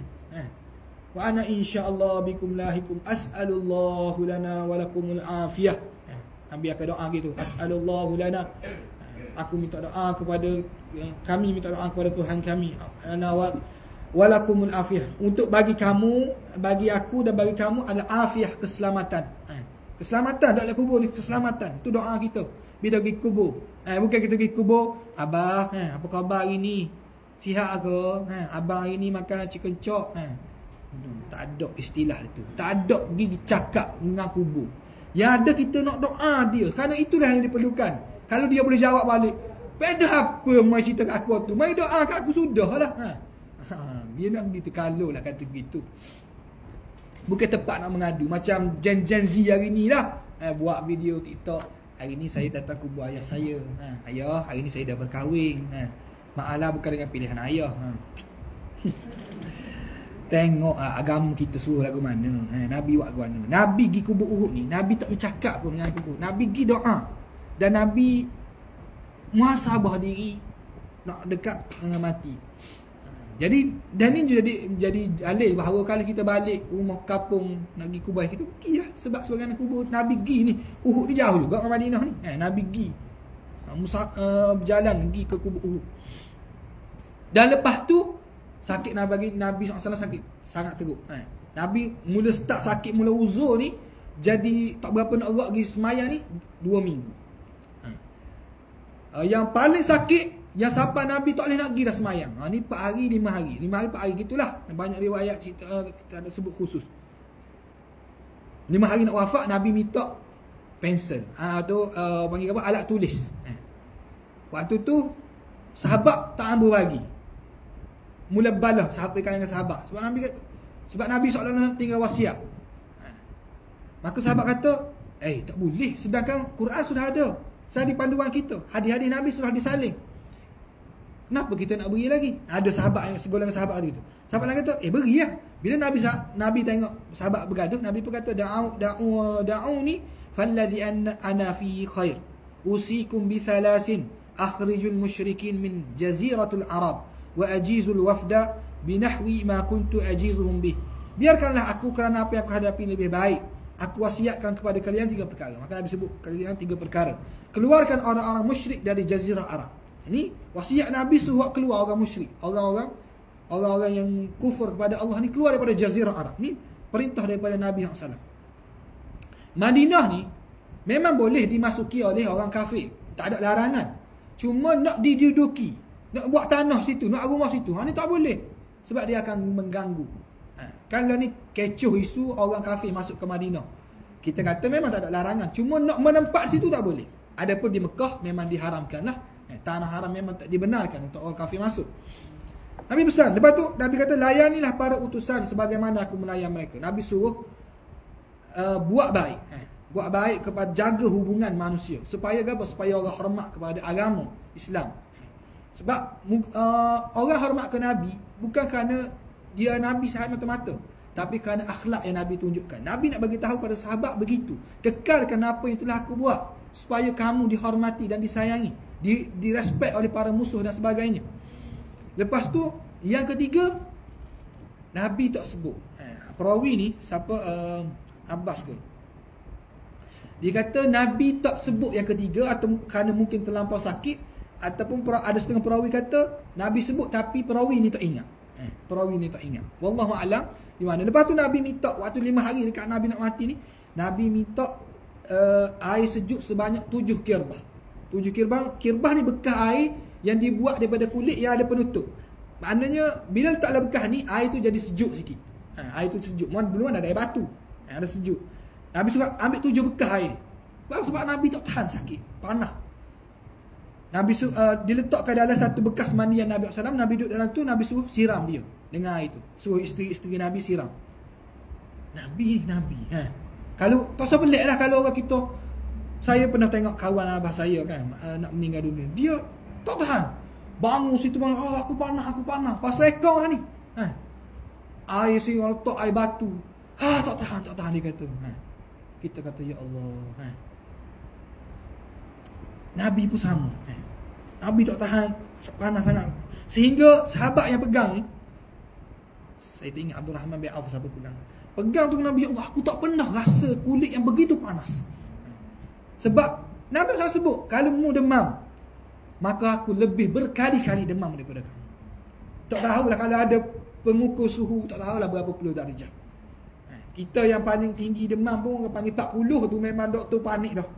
Panik dah sebab akan jadi sawan. Ni Nabi SAW siapa? Kita katalah kalau letak telur bukan dia masuklah telur. Kalau panas begitu panas. Nabi siram siapalah. Nabi rasa lega sikit. Nabi SAW pun beri syarat suruh berhenti. Lepas tu waktu Nabi SAW ceramah terakhir Nabi ni. Ceramah terakhir Nabi minta sahabat dia Ali dengan Abbas, papah dia. Waktu tu nak dipapah tu, orang nampak kaki Nabi tu terseret dah. Macam tak erat sangat dah berjalan. Diletak di atas mimbar. Nabi pun sebut, tak apa masa lama sikit dia. Nak perabiak ni. Inna Allaha khaira abdan baina dunya wa baina ma indahu fakhtara dhalika al-amdu ma inda Allah. Ni Nabi sebut pada sahabat-sahabat yang berada di Madinah. Ceramah umum Nabi SAW yang terakhir. Nabi kata sesungguhnya Allah telah memberi pilihan kepada seorang hambanya. Sama ada memilih dunia atau memilih apa yang ada di sisi Allah. Maka hamba itu memilih apa yang ada di sisi Allah. Ni perkataan Nabi. Abu Bakar dengan Nabi, Abu Bakar teriak begitu kuat sehingga sahabat lain pelik.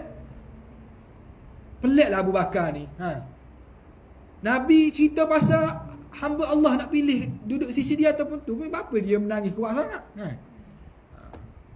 Nabi SAW bila tengok Abu Bakar menangis esok, Nabi pergi tenangkan Abu Bakar.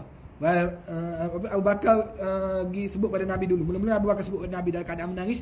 Dia kata, wahai Rasulullah, kami sanggup menebus engkau dengan ayah-ayah kami dan ibu-ibu kami. Maknanya Abu Bakar kata, kalau boleh kami nak lagi menebus sisi kami. Kami sanggup tebus ayah dan ibu kami. Biarlah ayah dan ibu kami mati, asalkan engkau bersama kami. Jadi lepas tu Nabi SAW ditenangkan Abu Bakar. Tenangkan Abu Bakar. Nabi kata apa? Ya Abu Bakrin la tabki. Jangan menangis wahai Abu Bakar. inna ammanan nas alayya fi suhbatihi wa malihi Abu Bakr walau kuntu muttakhidan khalilan min ummati lattakhaztu Aba Bakr walakin ukhuwatul Islam wa mawaddatuhu la yabqayain fil masjid babun illa sudda ila babu Abi Bakr. Wahai Abu Bakar, kata Nabi SAW, janganlah engkau menangis. Sesungguhnya manusia yang paling banyak berjasa kepadaku dengan persahabatan dan hartanya ialah Abu Bakar. Ni adalah orang panggil akuan daripada Nabi. Orang yang paling banyak berjasa kepada Nabi dan persahabatan yang paling akrab adalah Abu Bakar. Nabi kata, sekiranya aku dibenarkan mengambil seorang kekasih daripada umatku.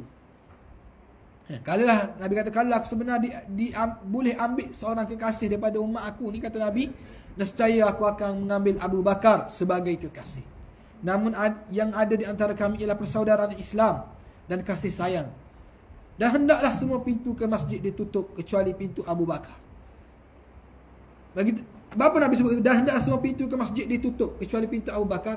Nak bagi tahu orang-orang masjid lepas ni, jadikan Abu Bakar sebagai panduan dalam solat ni. Ni akuan Nabi SAW. Walaupun Nabi tak melantik secara khusus bahawa Abu Bakar lah pengganti aku lepas ni, tapi banyak bibit-bibit yang Nabi tunjuk bahawa Abu Bakar lah selayaknya menggantikan dia. Dan Nabi sebut dalam sempurnakan ceramah dia, khutbah dia, Nabi sebut, ala wa inna man kana qablakum kanu yattakhiduna qubur anbiya'ihim wa salihihim masajid fala tattakhidul qubur masajid. Nabi dalam keadaan yang begitu geting, sakit, Nabi bimbang satu perkara. Apa Nabi bimbang? Ketahuilah sesungguhnya umat-umat sebelum kamu menjadikan kubur para Nabi dan orang soleh mereka sebagai masjid. Maka janganlah kamu menjadikan kubur-kubur sebagai masjid. Masjid di sini maksud Nabi SAW adalah tempat ibadah. Tak nak jadi, antara masuk tempat ibadah adalah tempat untuk berdoa. Jangan jadikan kubur Nabi tempat berdoa. Nabi bimbang benda ni. Sebab manusia ni kan, bila dia tengok orang yang dia sayang tak ada, dia kerana tak taksub sayang sangat, maka dia akan, orang panggil, buat benda pelik-pelik lah. Siapa ambil tanah kubur ni? Macam arwah Tok Guru ni Aziz Rahimahullah Ta'ala bila meninggal dunia. Mula-mula bila dia ditanam, ada di kalangan manusia-manusia yang akidah tak berapa kuat ni, gila ambil tanah kubur tu balik. Kerana apa? Kerana nak ambil berkat. Tok Guru ni orang hebat. Mari dia panggil puluhan ribu datang solat jenazah dia. Rasa takjub, rasa hebat tu, dia ambil tanah kubur tu sebab mudah-mudahan dapat berkat. Ini dilarang oleh Nabi SAW. Ini dilarang oleh Nabi SAW. Bukan setakat kubur orang salih, bukan kubur orang baik. Apa? Kubur Nabi. Nabi kata, sesungguhnya umat sebelum kamu menjadikan kubur para Nabi dan orang salih mereka sebagai masjid, tempat beribadah, berdoa ke, baca Quran ke, apa semua tak ambul. Maka janganlah kamu menjadikan kubur-kubur sebagai masjid. Kan ada kalangan pelajar-pelajar kita yang berada di Mesir, dia pergi ke kubur Imam Syafi'i, nak periksa ke kubur Imam Syafi'i, baca Quran situ, doa situ, supaya apa? Supaya boleh jawab periksa. La haula wala quwwata illa billah. Ni dilarang oleh Nabi SAW. Kita pun tak faham apa yang dia belajar. Dia belajar kitab-kitab Arab, kitab-kitab agama, tapi dia tak boleh faham hadis Nabi SAW sebut gini. Jadi Nabi tu dalam keadaan tak sakit gitu pun Nabi sebut benda ni. Nabi takut kubur dia jadi gitu. Dan Nabi sebut, ayyuhan nas fa innan nas yakthuruna wa yaqil al-ansar hatta yakunu fi an-nas bimanzilatil milhi fi at-ta'am faman wali minkum syai'an yadru fihi qauman wa yanfa'u fihi akharin falyaqbal min muhsinihim wa yatajawaz an musiihim. Wahai manusia, sesungguhnya manusia akan semakin ramai, namun golongan ansar akan semakin sedikit. Maknanya Nabi nak bagi tahu umat Islam akan ramai sehingga tenggelamlah orang panggil kelebihan ansar ataupun kepentingan ansar. Sedangkan ansar lah sebenarnya mewujudkan negara Islam yang pertama. Kerana ansar lah dia banyak berjasa kepada Nabi SAW. Waktu tu orang mula tak nampak dah kepentingan ansar, orang-orang ansar. Sehingga kedudukan mereka di tengah manusia seperti garam dalam makanan. Nabi buat ibarat. Garam ni, orang tak sebut bila kita masak panggil nasi arak. Orang panggil nasi arak sedapnya. Tapi apa yang menyedapkan makanan tu? Antara benda yang penting. Yang benda tu sikit, tapi dia amat penting ada dalam masakan. Yang ni garam. Kalau tak ada gula tak apa. Kalau saya masak sendiri, memang saya tak suka bergula. Cukup manis dengan bawang dan sebagainya. Tapi kalau orang Kelantan kat dia masak cuba gula dia. makan roti canai. Saya ni Kelantan tapi Kelantan mana? Dalam bab pemakanan. Makan roti canai pun buh kari tu sok okey dah molek dah. Nak kena buh gula juga. Tak jadi. Jadi orang Ansar ni penting sebagaimana garam, walaupun dia sikit, walaupun orang tak nampak fungsi dia, tapi dialah sebenarnya memulakan kegemilangan Islam tu sendiri. Maka sesiapa di antara kamu yang diberi amanah, kata Nabi SAW, untuk mengurus suatu urusan yang boleh membawa mudarat kepada sebagian kaum dan manfaat kepada sebagian lain, hendaklah dia menerima kebaikan daripada orang-orang baik dan memaafkan kesalahan orang-orang yang bersalah. Dan dalam masa 5 hari juga, pertemuan terakhir Nabi SAW dengan Fatimah, anak Nabi SAW yang Nabi paling sayang lah. Sebab Fatimah ni merupakan anak Nabi yang dia mati selepas kewafatan Nabi. Dia, orang lain kebanyakan mati sebelum Nabi meninggal dunia. Orang lain, anak-anak Nabi orang lain. Bila masa Nabi SAW duduk dengan isteri Nabi ni, ramai isteri Nabi duduk ziarah Nabi SAW ni, Fatimah mari. Maka Nabi, bila tahu Fatimah mari, Nabi rasa seronok. Nabi sebut marhaban, marhaban ya Fatimah, marhaban. Lepas tu Nabi beri syarat supaya Fatimah duduk dekat sisi Nabi. Maka Fatimah pun duduk di sisi Nabi SAW. Tiba-tiba Fatimah menangis. Lepas tu Fatimah senyum ketawa. Lepas kewafatan Nabi, orang tanya Fatimah, "Wahai Fatimah, kenapa mula-mula duduk di sisi Nabi menangis? Kami tengok kamu menangis, tiba-tiba lepas Fatimah kemudian kamu ketawa." Dia kata mula-mula Nabi SAW bagi tahu bahawa Nabi SAW tak lama lagi akan meninggal dunia. Nabi tak sebut hari benda, tapi Nabi kata tak lama, mungkin esok lusa aku akan pergi meninggalkan kamu wahai Fatimah. Maka Fatimah menangis. Bila tiba-tiba Nabi kata, tak payah menangislah wahai Fatimah, kerana kamulah yang akan mengikuti aku selepas ini. Mana lepas Nabi, Fatimah meninggal dunia. Dan kamu yang akan menjadi penghulu bagi para wanita mukminah. Nabi SAW kata bahawa Fatimah yang akan menjadi penghulu bagi wanita mukminah. Maka dan di saat ada sakit tenak juga, Nabi SAW antara perkara yang Nabi cukup tekankan waktu tu, Nabi sebut asallan nas. Nabi akan tanya, adakah manusia telah menunaikan solat? Maka sahabat jawab, tak. Sebab rumah Nabi dengan Masjid Nabawi ni panggil terpisah dengan sehelai tirai sahaja. Nabi akan selak, Nabi tengok semayang tak lagi. Maka sahabat kata, tak wahai Rasulullah, kami tunggumu lah, nak mari semayang mengimamkan kami. Lepas tu bila Nabi dengar gitu, Nabi pun nak bangun lah. Bangun rebah. Bangun rebah. Berkali-kali Nabi cuba bangun, tak mampu. Waktu tu Nabi pesan kepada Aisyah, kata Aisyah minta Abu Bakar yang mengimami solat. Aisyah dia tak setuju. Dia kata apa kepada Nabi, wahai Rasulullah, sungguh Abu Bakar ni aku kenal, ayah aku. Dia seorang yang lembut hati. Kalau dia baca Quran mesti dia menangis. Dia kata aku tak naklah bila baca Quran menangis mengganggu orang lain. Mengganggu orang lain sebab mungkin orang lain jadi nak fokus pada ayat Quran, tiba-tiba terganggu dengan bunyi rintihan ataupun tangisan Abu Bakar. Nabi kata aku nak Abu Bakar. Aisyah jawab lagi, sebab Aisyah ni terkenal isteri yang suka, dia bukan suka canggah, dia suka beri pandangan. Kerana dia seorang wanita yang muda, dia suka tak boleh lah wahai Rasulullah, bahasa kita lah, kalau ke bahasa tak boleh lah bang, ayah ni dia mudah menangis. Nabi kata tak, aku nak Abu Bakar. Nabi kata muru Abu Bakrin fayusalli bin nas. Jadi bila gitu diutuslah orang untuk panggil Abu Bakar untuk mengimami solat. Abu Bakar bila dengar kata aku tak nak mengimami solat. Dia bagi pada Umar. Mu orang yang jenis tabah. Ada orang yang bila semayang bersemangat.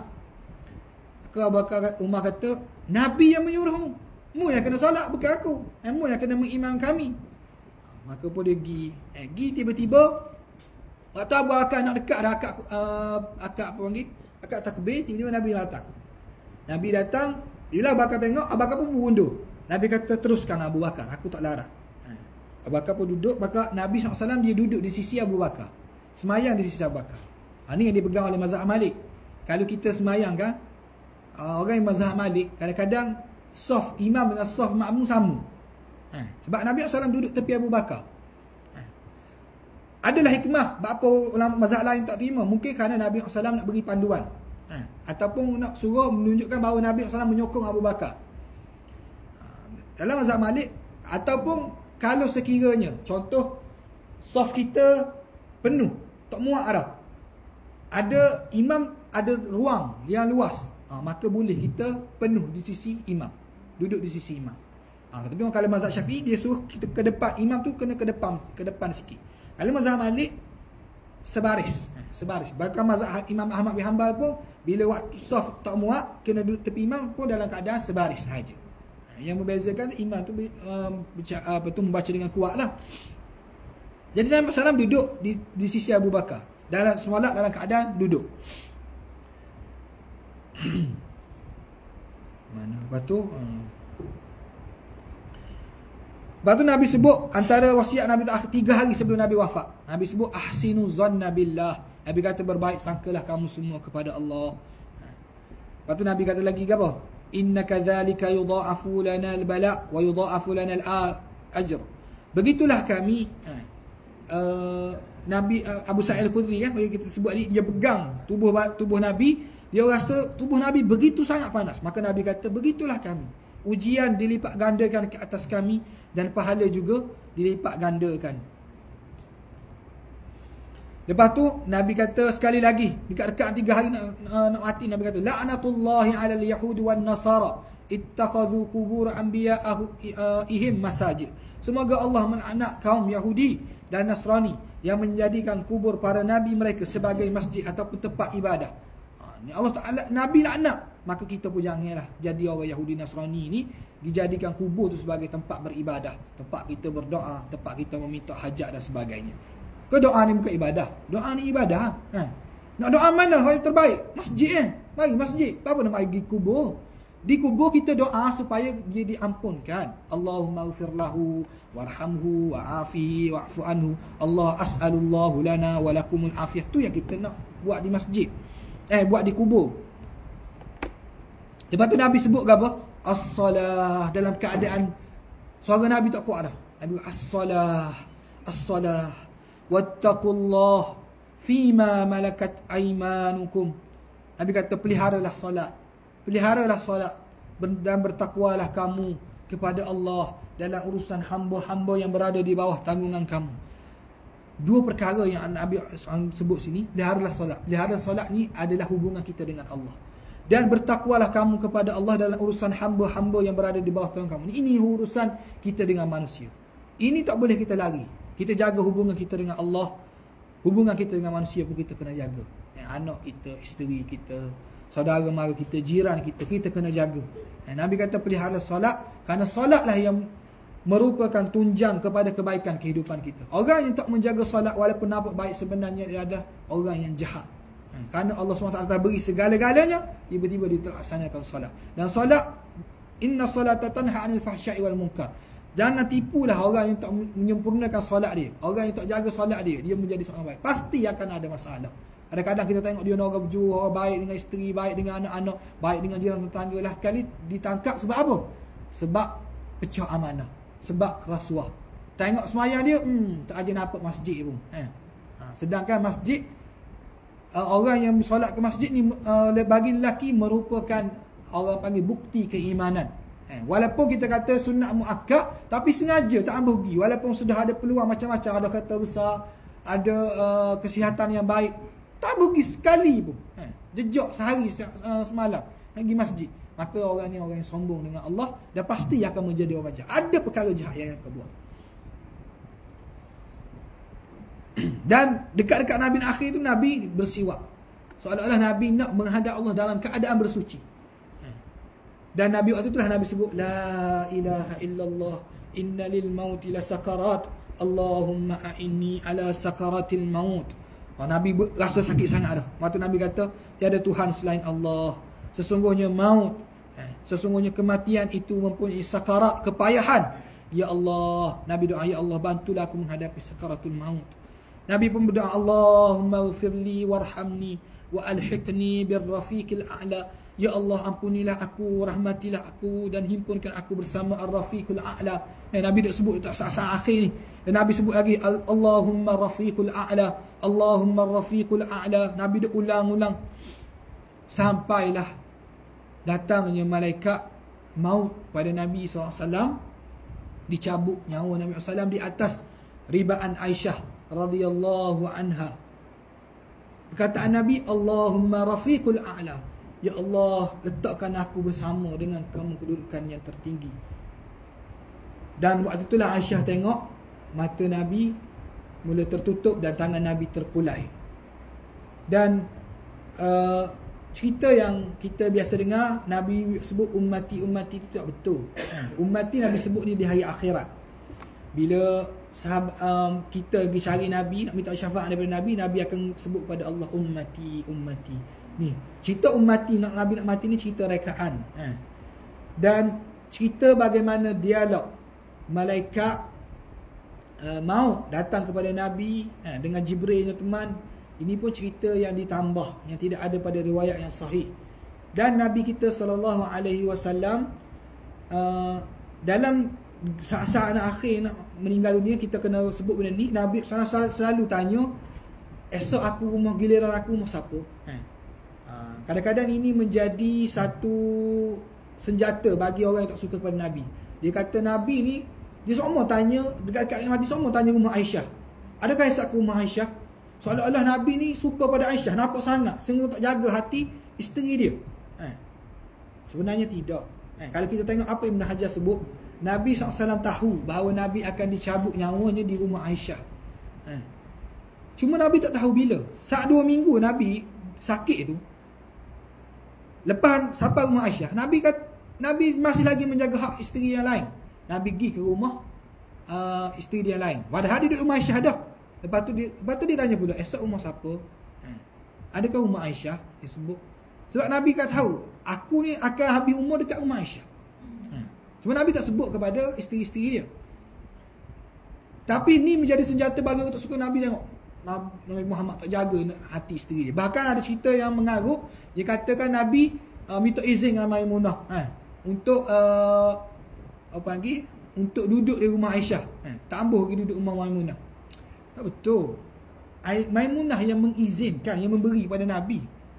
Bila Nabi, sebab dia tahu Nabi dah sebut nama Aisyah tu, Maimunah dah rasa macam tak sedap hati, kata, gini Rasulullah, aku berikan.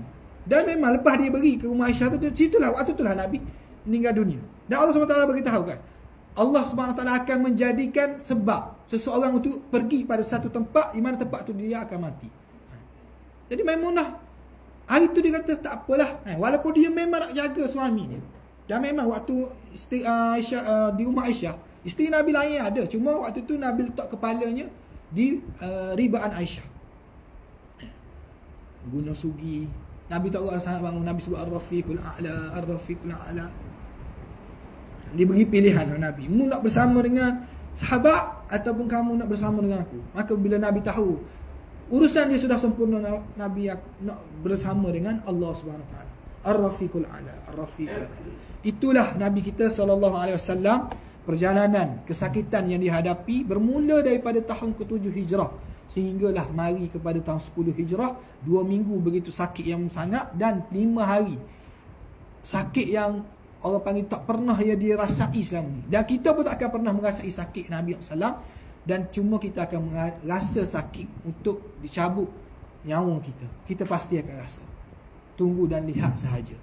Cuma kita mengharapkan masa kita dicabut nyawa kita, ada malaikat yang senyum kepada kita, menemani kita, memberi kata-kata semangat dan motivasi kepada kita, menyebut kepada kita, ya ayyatuhan nafsul mutmainnah irji'i ila rabbiki radiyatan mardiyah fadkhuli fi ibadi wadkhuli jannati. Semoga Allah SWT tutup nyawa kita dalam keadaan Allah Ta'ala meredai kita. Saya minta maaf banyak kerana terlalu lama ambil masa, hampir 20 minit. Jadi halalkanlah hak mana yang terlebih itu. Aku liqali hadza wa astaghfirullahal azim li wa lakum. Wassalamu alaikum warahmatullahi wabarakatuh. Subhanakallahumma wa bihamdika asyhadu an la ilaha illa anta